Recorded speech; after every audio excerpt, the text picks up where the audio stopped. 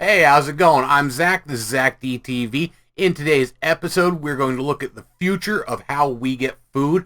Couple different stories on that. I also have a piece here about a robotic gripper that can move things around without physically touching it. We're then going to look at the future department of our military and some stuff that's come out for that recently. But first, I want to start off with the Metropolitan Police, the Met Police in London, have initiated facial recognition. It is going into effect full-time in London in select areas. This isn't being rolled out all across London, but there's a pretty good chunk of it. Now, they've partnered up with NEC, the company out of Japan that brought us they brought us a TurboGrafx 16. I don't know if you guys remember that system or not. It shows you how old I am. It was cool. It had a really cool game, if I remember right. It was called Bonks. It was pretty neat. I don't know, 16-bit graphics, but I digress. Let's get back to the story at hand here. They have, this is coming out after a pilot program where they were testing it in different areas, and they also were using it in South Wales. There's been reports of them catching people using this technology, which isn't bad. They do say that each deployment will have a watch list, so they're not just targeting the general public. They're looking for specific criminals. They're looking for the violent types. They're looking for the real assholes that you need to get off the street. That's where I have my issue with this. I don't like the idea of an AI facial recognition program watching everybody as they walk down the street. On the other hand, if you get people off the street that have gun crimes, knife crimes, physical attacks, the real assholes out there, the wife beaters, stuff like that, the ones with the serious felony warrants out, if you use this technology to identify them and then go pick them up, is that really such a bad thing?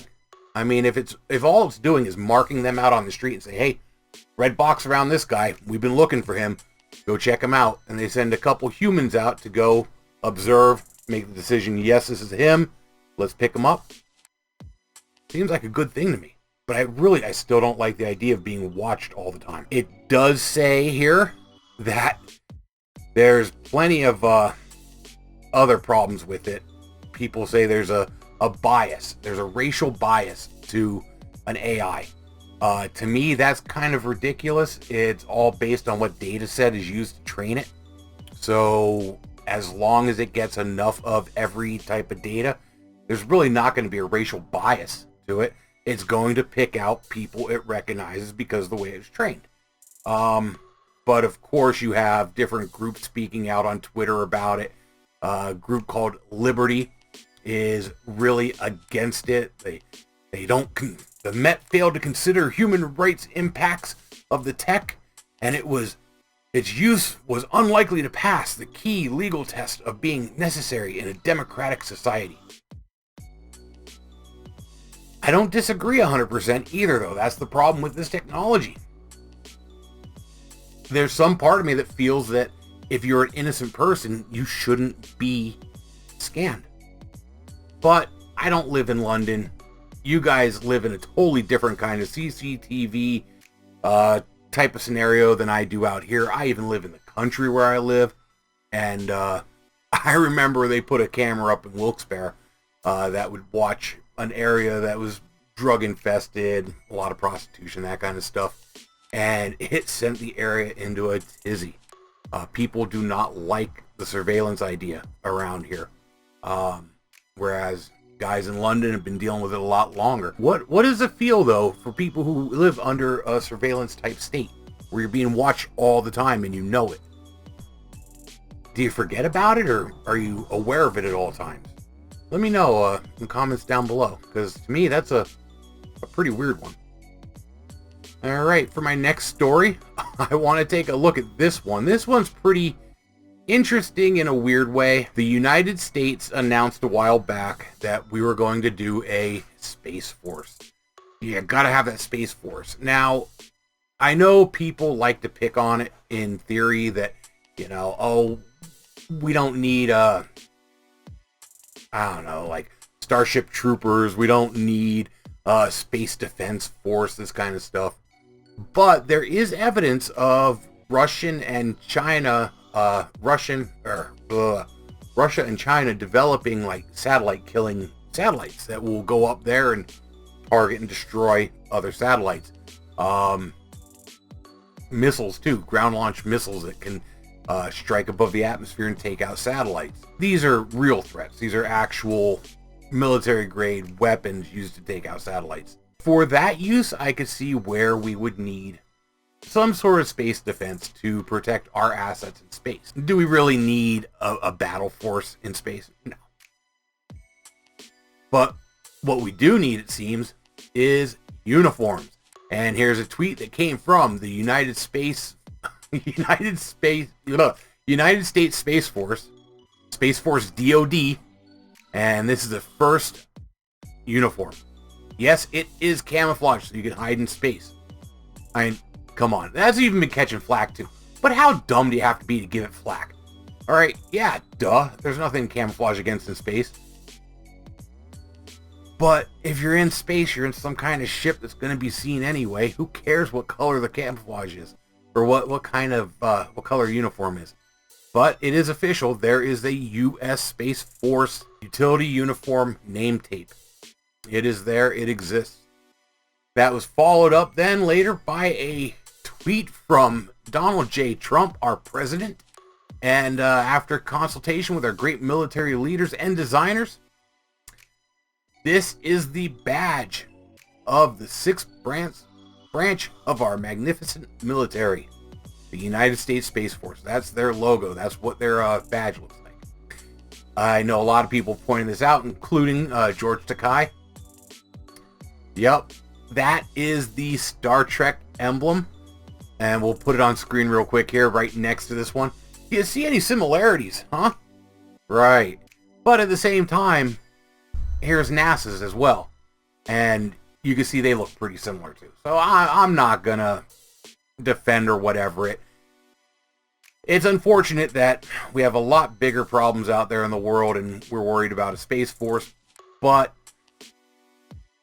I guess everything needs to get taken care of. I don't know. All right, for the next story, let's take a look at this one. This one is just cool. CRISPR is a pretty interesting technology that allows researchers to go in and edit the genetic profile of anything with DNA.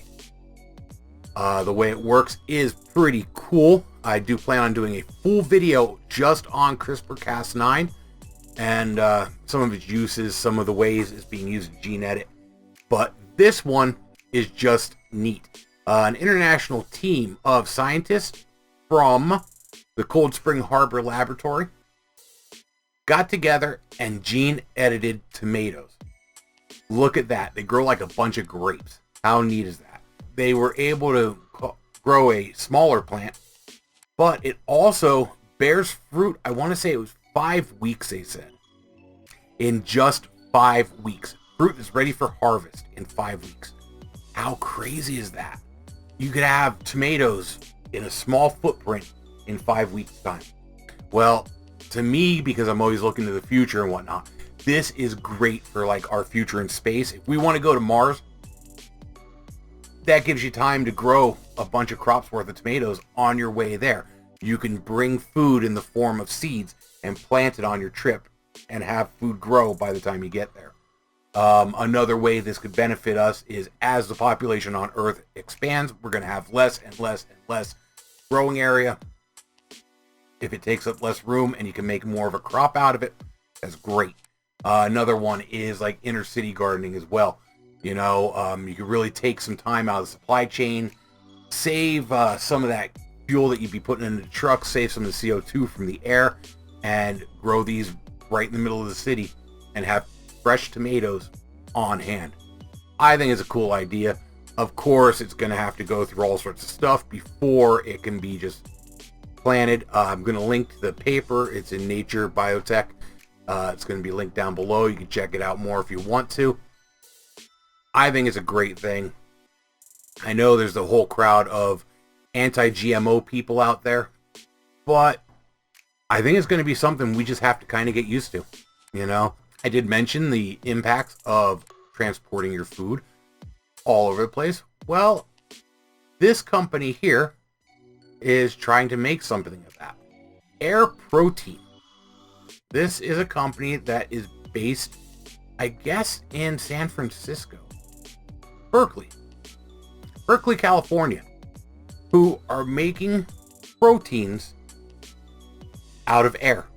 Yes, that is right. They're using air to make food. It's food from thin air. Thank God it's finally happened. Okay, it's not that simple, but it's pretty interesting. They're using a technology that was actually thought up of, created back in 1960 by NASA. More of that space. God, I love space. Anyway, this is a concept made by NASA in order to allow for deep space travel. What they have done is take a special type of microbe called a hydrogenotroph. I'm not sure the exact pronunciation. It sounds stupid coming out of my mouth, no matter what I try. But what this does is it converts CO2 into a protein. I know, we say convert. We all know it's it's a waste product, but who cares? If it's just protein, it's just protein. What comes out of it is pretty similar to a flour, according to their description. And they say that it's a very neutral flavored flour that can then be made into patties and stuff like that. I guess you could probably bake it into bread, other things to that effect. The basic idea here would be they have their reactors, which is a closed loop type system. They input the water, the microbes, and then suck air straight out of our environment. Those microbes take the CO2 out of the air. They pump out proteins that can then be harvested. According to the paperwork I've seen here, instead of taking months to make protein, now I'm talking months because it takes time to feed the animal, raise the animal, get it to a slaughter age, and all that work, effort, land that it takes up. Even soybeans, which produce a protein, take up a lot of land, a lot of nutrients, a lot of water to make them grow. For the return, it's not that great, and it takes months for them to grow. They can make food in a matter of hours by feeding these microbes instead of months. Plus, this has a very small footprint, and instead of going wider, you can go up with it. Why not? It does say here that the stuff used to make it is similar to brewing a beer, which there's plenty of stills out there already.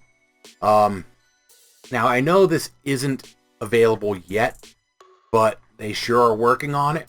There's even a TED Talk here. Yeah, Professor Lisa Dyson gave a TED Talk. I'm going to link to that down below. And it's called A Forgotten Space Age Technology Could Change How We Grow Food. Some interesting stuff here. She's the CEO of the company and has some great ideas. This next one I want to look at is a robotic gripper. This comes from ETH Zurich, and it is Marcel Schuck is developing this gripper. It's 3D printed, and what he has done is line the inside of those shells with loudspeakers. What he has created here is a robotic gripper that uses acoustic levitation to lift and move objects. Now, if you know anything about acoustic levitation, this isn't something new. They've been working on it for a long time. I mean, here's a video of 2013, some researchers using it to move some water. I also found this one this is 2017, I saw this one, where they were doing basically what he is doing here, except he's attached it to a robotic arm. Now, acoustic levitation is not very strong. It can't lift big objects yet. They're still working on it. But what makes his device interesting is not only did he put it on robotic arms, but it can manipulate the positioning of the object. By varying the sound frequencies through the software that he made, they can actually rotate an object, move it up, move it down, move it back and forth, all without dropping it or moving the robotic arm. So when you get into scenarios, it's still in its infancy, but you know, they talk about assembling watches with it or superconductors with it. Things that don't want to touch, and you could use it to rotate, say, a watch gear into position to have another gear come in and attach to it, or something to that effect. I just thought it was cool. I like robots, and these type of advances in manufacturing are what's going to make our future cooler by allowing us to manufacture things we can't make right now. And I guess for my last story, just because the visual on this one is a good one. Check this out. That's not a cheap Photoshop. That is real. Russian farmers in Moscow, not all of them, just some of them, have decided it is time to strap artificial reality over the eyes of their cows. Yes, that is right. AR for your cows. There's been a lot of odd things happening for cows recently. This one makes sense. Happy cows produce more milk. Well, a lot of cows nowadays are stuck in environments that aren't considered happy for cows. Who wants to be standing side by side with other cows when you could dream about being out on a prairie or out in a field, wandering and eating, nibbling the sweet grass? Well, with this artificial reality, the cows can see the fields of their dreams in front of them.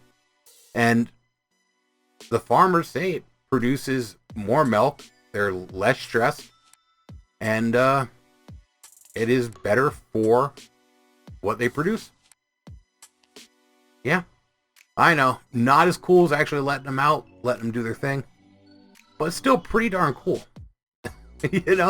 Anything to give these animals a better life. And on that note, I'm going to go back to reality. I hope you enjoyed this episode. If you have any question, comments, anything like that, leave them down below. Let me know what you think. Nobody's given me feedback on this new style. I don't know if you're waiting or watching all the way to the end. If you are, let me know what you think. And I'll be back on Wednesday. Until then, just have fun and be safe. I'll see you then.